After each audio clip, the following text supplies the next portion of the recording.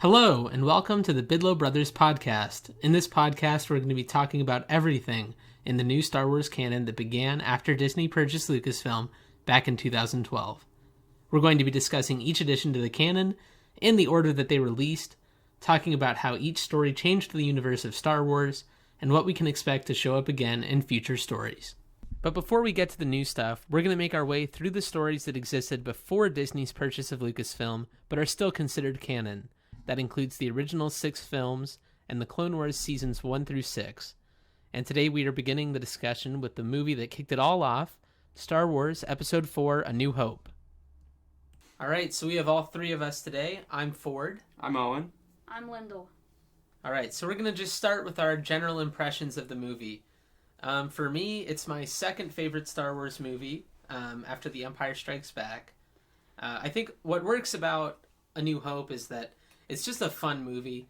It doesn't have a lot of the depth that you find when you get to Empire and the Dagobah scenes or Return of the Jedi with the relationship between Luke and Vader. But it's a fun movie. There's stuff going on there. And I think something that's notable about it, too, is that all of the characters are doing things that make sense. They're making logical choices. You feel the emotions. There's definitely parts that we can talk about where perhaps the characters' emotions are somewhat subdued from what you might expect, given what happens to them during the plot. But yeah, I love this movie. I think that's not a controversial thing to say, but it's true.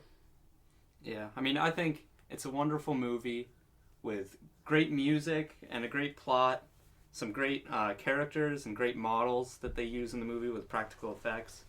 But of course, as we'll see, is a pattern with George Lucas. The dialogue definitely does suffer a bit in this movie. I think one of my favorite things about the movie is the world building and even just like tone setting it did for the whole series, because if even the smallest changes to A New Hope could have affected the entire saga and expanded universe and everything. Yeah, that's definitely true. I think that A New Hope is kind of the example of world building, in my mind at least. Like, it's, people talk about this a lot, but it feels lived in. The ships feel like they've been used by people. The Empire makes sense. The Rebellion makes sense. You get it's interesting too because you don't see a lot of the Empire interacting with day-to-day people, but it's the kind of impersonal, detached idea of the Empire is there right from the beginning. And then, of course, the destruction of Alderaan by the Death Star certainly establishes the Empire as a galactic threat that can't be ignored. Yeah, I definitely agree with what you said about the ships. I think that was something kind of new in 1977, the idea of a sci-fi where they have all this advanced technology. They can go to the speed of light and, shoot lasers, but the ships still creak and they look old, they look dirty. And it just seems like they've been used a lot, which I think is a little more realistic than just super sleek, shiny ships. I agree with that. And even the character design, I think, is really good. And, how Luke, throughout the whole movie, is literally just wearing, his clothes that he was wearing at his home at the beginning. And it's nothing, weird as far as costumes or set design go and that stuff. Yeah, I mean, everything feels like it belongs in that world. And another thing that's, people talk about this a lot too, but in the old EU and Legends, all of these characters kind of get these elaborate backstories. There's some of that in canon with the book From a Certain Point of View, for instance, which we'll talk about later.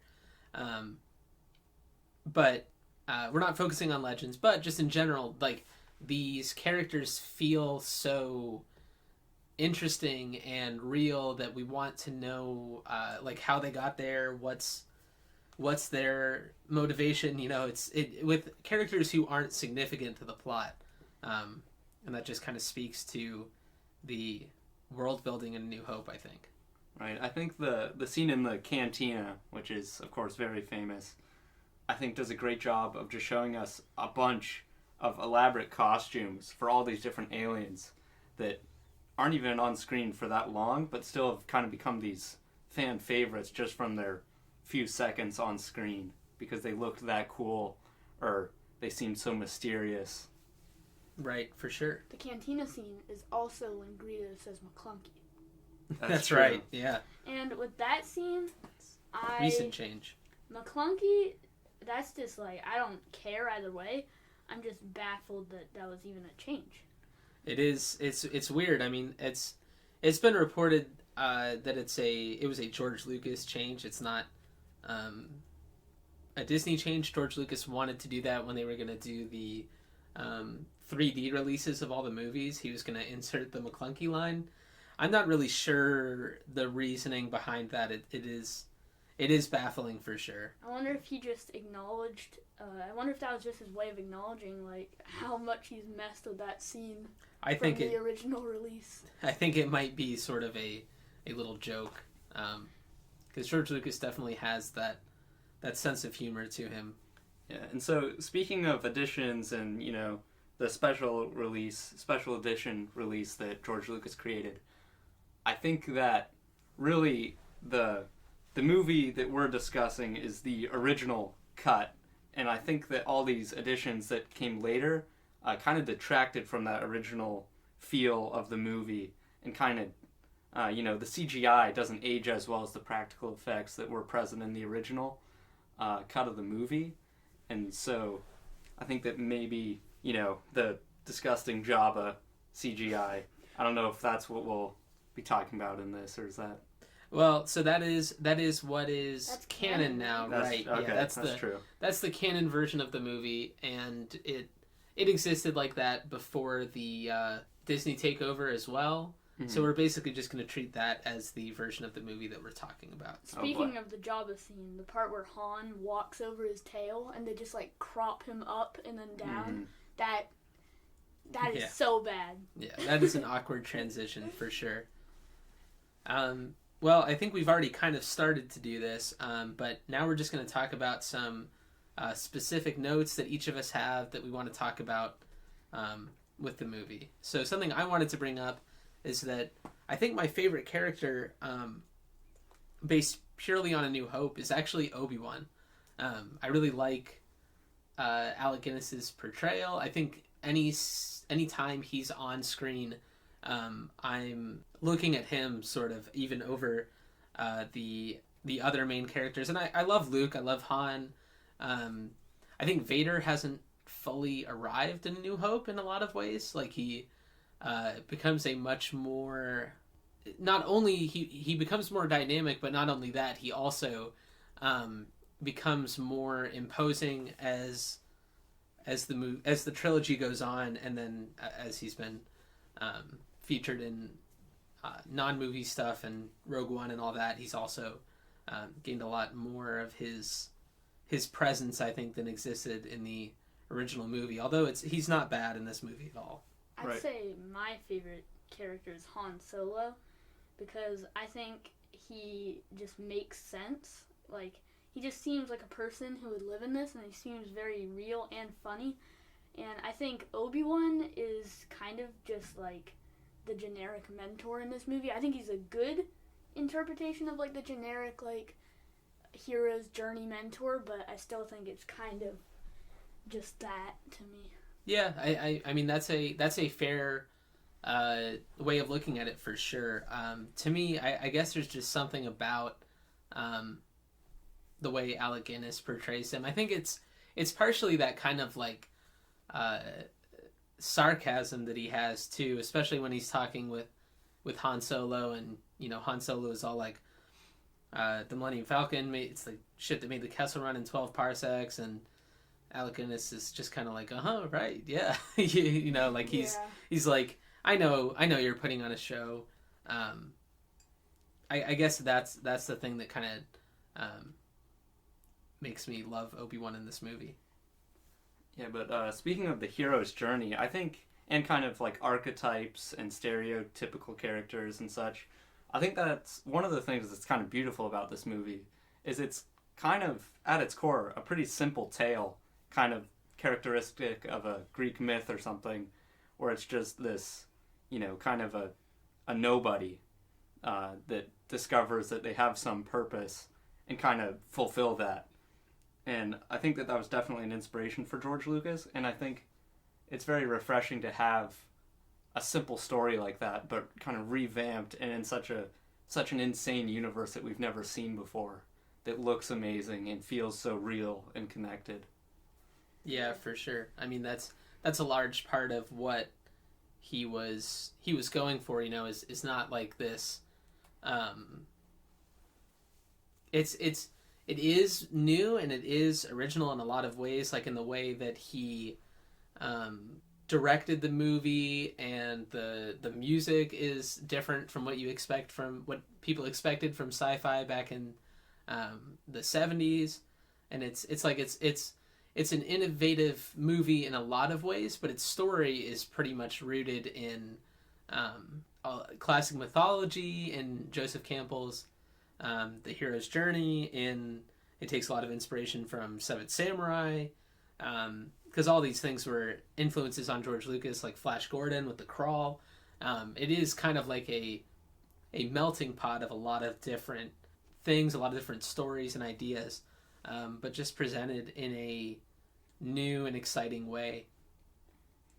Yeah, I think another aspect, I don't know if this was intentional by George Lucas, but I think the Empire is very reminiscent of the Roman Empire, in that even though it's this empire that has an emperor, there's also a senate, at least at the beginning of this movie, that is later disbanded. And you kind of have this odd power triangle, just like the Roman triumvirate. You have Palpatine, Vader, and Tarkin that kind of resembles Caesar, Pompeius, and I think it's Crassus, where you have, the leader, the emperor of the entire empire, and then you have this military leader and a bureaucrat, which doesn't work perfectly with Tarkin. But you don't see Palpatine in this movie, but you can kind of feel that there's some tension between these people. And Vader and Tarkin don't always agree on things. And you can kind of tell that, they're not always agreeing on things, and it makes a very interesting dynamic that we'll see carried out even more in episode 6 between Vader and Palpatine. Yeah, that's interesting that you bring that up, because a lot of, like in the prequels, as we'll talk about, Lucas, he does a lot of talking about how democracies fall and stuff like that. That's his intention. We can talk about how effectively he portrays that in the prequels, but his intention is to kind of talk about how democracies don't get taken over, they die from the inside, sort of, and like he was taking inspiration from stuff like the Roman Empire, what he kind of perceived was going on in the United States too, because there's also George Lucas has talked about that, has kind of likened A New Hope to the Vietnam War in some ways. Mm-hmm. So there's a lot.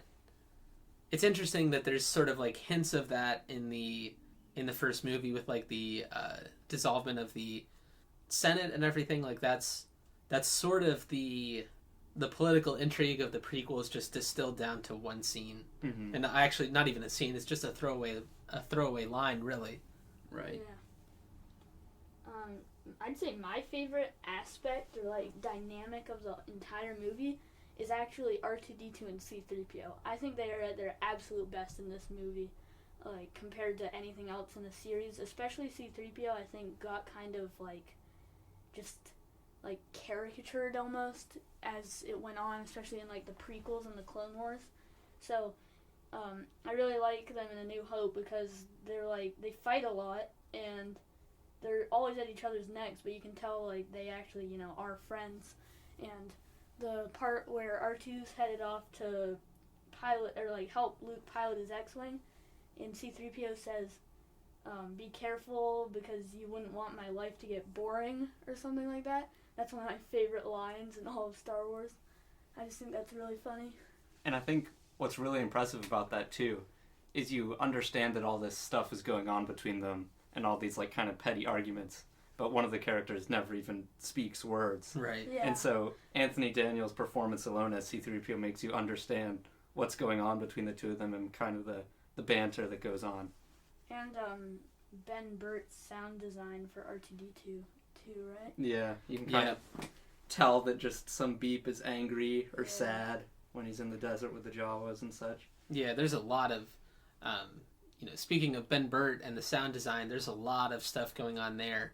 I can't think of like all the specific things in there, but I mean, there's like the lightsaber sounds, the blaster sounds, the sound of the Death Star firing up, Darth Vader's breathing. There's all kinds of sounds that are now just iconic and part of the language of Star Wars that are developed in this movie, and it really, along with the music, along with the visuals, everything in this movie is now totally iconic, I think. Mm-hmm. Yeah, I'd agree with that. And I think that one of the interesting parts of that is all these things have become iconic now, but in that movie, we don't actually see a lot of some of the stuff that is so famous now. Such as, the Force is not in this movie that much. You have Obi-Wan use it once or twice to trick stormtroopers. You have Vader choke a man once. And, Luke, I guess, uses the Force to focus and shoot the proton torpedoes. But really, it's not that much. And it's kind of become this thing where you imagine Jedi always using the Force to do all these different things. But it's used very sparingly and kind of mysteriously in this movie. Yeah, for sure. I think with that's kind of a good time to transition into talking about kind of the... So with each story that we talk about on this podcast, we're going to talk about how it transformed the canon of Star Wars, whether that's on a really large scale about like what Star Wars is, or if it's just it develops our understanding of a certain character or a certain time period or something like that. But for A New Hope, since it's the first Star Wars anything, obviously, we're more going to talk about what's not there. And so like Owen mentioned, the idea of the Force isn't really here yet. Like there's no levitation or telekinesis, but beyond Vader using the Force to choke Admiral Mahdi, but it's not fully there, and it's interesting too because there's not a lot of lightsabers in the movie either. Like Luke activates it in the one scene in Ben Kenobi's hut, and then he trains with it on the Falcon, and then there's the lightsaber duel. But it's really not in the lightsabers are not in the movie nearly as much as they will be certainly in the prequels. In the Clone Wars and going forward, lightsabers are a much more central part of the story than they are here. Yeah, and I think that's something that has almost kind of been forgotten, is I think in this movie, people always bash the lightsaber fight with Vader and Obi-Wan because it's so slow and, they're not bouncing off the walls and such like we see in the prequels. But I think that was pretty much the intent, because Obi-Wan earlier in the movie mentions how a lightsaber is not as chaotic and random as a blaster, And throughout all these fight scenes in the Death Star, you see Han screaming, getting chased by stormtroopers. It's loud, the music's fast, everything is very hectic. And then this moment where you see Vader and Obi-Wan duel, it's very slow and calculated. I don't think there's really much music at all going on in that moment. Yeah, I don't think there's any music. And I think that that's something that has definitely changed later after this movie, is we kind of see lightsabers also become this chaotic weapon in multiple fights. Yeah, that's an interesting point. Yeah, definitely the elegance that Obi-Wan talks about with the lightsaber. It always exists because it is like it becomes like an art form almost later. But here it's kind of just a simple, like, serene a thing that they've got going on. Yeah, that scene also gains a lot of weight in The Empire Strikes Back that it didn't have before, because then we realized that Darth Vader is Luke's father, who Obi-Wan trained. And then it gets even more after the prequels, because we see, like, their relationship and what happened between them. Yeah, for sure. It is. I would note though that in A New Hope, you don't know that Obi-Wan trained Luke's father. Yeah. You do know he trained Darth Vader, because he says that Darth Vader was a pupil of his that then turned to evil and betrayed and murdered Luke's father. So actually, in A New Hope, I think what you kind of have the impression is that Obi-Wan and Luke's father, we don't know he's Anakin yet, are sort of peers, and then Darth Vader is a student of Obi-Wan's who then betrays both of them and kills Luke's father. Yeah, I think he says, I fought alongside your father, but Darth Vader betrayed and murdered your father. Right. Yeah, Vader's role in this movie is interesting because he's definitely the main villain. He's the face of the Empire in this movie, undoubtedly. But he's not the top dog on the Death Star. Like, Tarkin has some level of control over him. Leia says that Tarkin has Vader on his leash. So Vader's not totally in control. And then another interesting thing is that he and Luke have no direct interactions in the movie. The closest we get to that is probably when Obi-Wan dies, because Luke sees that happen. And then in the trench run, Vader's behind Luke, but they never speak one word of dialogue to each other. Yeah, I'd also mention maybe that I'd say Darth Vader is kind of more of a presence than a character in this movie. But even so, we don't see him do that much, you know? I mean, he doesn't really necessarily win against Obi-Wan. Obi-Wan kind of just, surrenders and lets Vader kill him. And, Vader tries to choke an Admiral Mahdi, and Tarkin says, like, hey, you can't do that. And so he has to listen to him and stop. And then even in the trench run, Han Solo comes along and messes up Vader, the big bad, and he just kind of, like, flies away helpless. And so in this movie, we have this feeling that this guy is a big bad that can do all this stuff, but he doesn't actually manage to do much. Yeah, that's an interesting point. I haven't really ever thought about that, but it's almost comparable to how people talk about in The Force Awakens that there's like no stakes because Rey defeats Kylo Ren in the first movie, so like where is there to go for her to develop? And that's sort of interesting that Vader, I mean, they don't have any direct interaction, so I guess there is that distinction. And then in Empire Strikes Back, when they finally do have a face-to-face interaction, Luke gets beat pretty bad. Mm-hmm. But in the first movie, there's a lot of things that you could argue undermine Vader's credibility as a threat. Although I don't feel that I don't think that it takes away from Vader. I think that Vader still is a credible threat, especially because in Empire they go all in on making him a credible threat. Mm-hmm. But it is interesting that there's not a lot that Vader really gets done in this movie. He does shoot some people down in the trench run. That's true. Not Luke, obviously, but he does get a few things done there.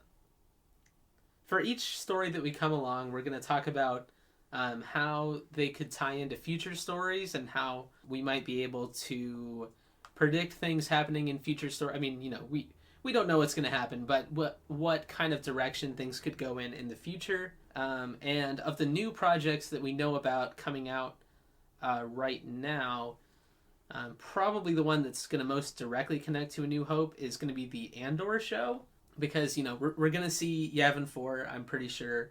I'm sure we'll see X-wings, Y-wings, all that, stormtroopers, whatever.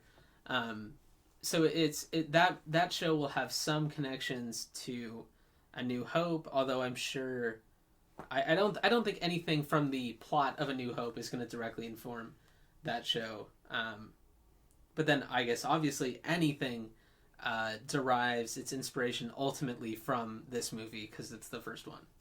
Mm-hmm. Yeah, I could see kind of because in the beginning of A New Hope we have Leia captured by Vader, and there's kind of this idea of like this can't get out because they seem pretty innocent here, like this, like it's like this teenage girl on the ship that we've captured and are interrogating, and if the Senate knows this, the rebels will have sympathy or whatever. And I think that in Andor it's going to kind of show more of the dark side of the rebellion that kind of the galaxy doesn't have a very positive image of, and that maybe is the reason the Senate doesn't already have sympathy for the rebellion, is because it seems like Cassian has done all these bad things in his life that he mentions in Rogue One. Yeah, that's true. I think that's that's very possible. That's an interesting line about generating sympathy for the rebels in the Imperial Senate. I think that's the line like right before Tarkin comes in and says that the Imperial Senate is no longer of any concern to us or whatever. That's an interesting thing because I guess I don't get the impression that there's a ton of Imperial senators on the fence. At least not when you get into like the books and stuff. Like the Leia Princess of Alderaan book kind of describes it as like, in that book at least, you kind of get the sense that people are either in the rebellion or they're just not. Right. So that's an interesting line in A New Hope that's never been fully explored, I would say. Mm-hmm. Yeah. This movie also sets up like space combat and everything, and how starfighters are almost like planes and dogfighting, and that carried on into like the entire series of Star Wars too. Yeah, that's true. I guess that could tie into the Rogue Squadron movie. Definitely like that taking, because they took old World War II footage of planes, and then, or I don't know if it's footage from World War II, but it's either that or it's movies portraying World War II dogfights, and definitely that I could see that being something that's done with Rogue Squadron too, like going back to old footage or old movies like that. Yeah, that's true. And I think another element of A New Hope that I think is constantly popping up throughout Star Wars is two things. Is like the idea of a cantina or just like some area full of people we don't know, where we have this small montage of seeing all these random people. And also dressing up as the enemy, like in their armor. Yeah. And I do not doubt that we'll have something like that in Andor. I could totally see that happening. Sure, yeah. I mean, yeah, that's all over the place. Yeah, Probably like most any of the recently. shows. Yeah. Mm-hmm. Most recently in The Mandalorian, when Din wears the armor to go into the Imperial base. Yeah. And we've seen Cassian do it, I believe, right, in Rogue One. That's right. Yeah. Yeah. All right. Well, I think that's all we have for this episode. It's a little bit. I don't know that we have as much to talk about with A New Hope, just because, our opinions about the movie are not controversial. Everybody understands that this is a classic movie. I don't think there's a Star Wars fan out there who does not love this movie. Pretty much, it's the one that started it all. And then, of course, a lot of the time around A New Hope has been pretty well fleshed out right now. There's not new projects coming out that are going to tie super directly into that, because we've already explored that with Rebels and Rogue One, and then the Star Wars comic after A New Hope. But I'm excited to talk about